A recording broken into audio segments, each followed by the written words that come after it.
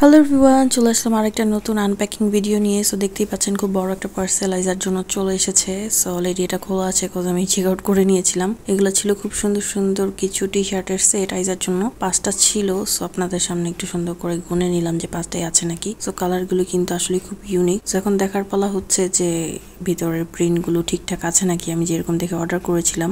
Plus হচ্ছে quality কিরকম হবে, মানে কমফি হবে নাকি বা ভালো হবে নাকি কোয়ালিটিগুলো।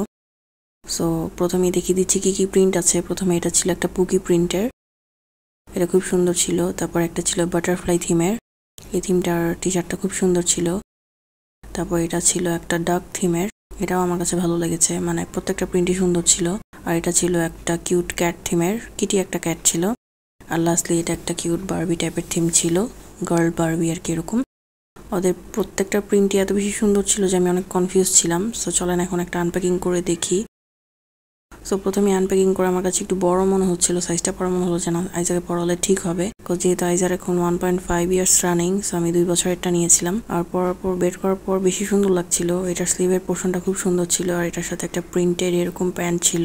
সো আমি কিন্তু আপনাদের জাস্ট ওপেন করে এখন দেখাচ্ছি। জানি না আইজাকে এখন কোনটা পরাবো, বাট আইজার কাছে এটা নাকি বেশি পছন্দ হয়েছে, বারবার মিও মিও বলছিল।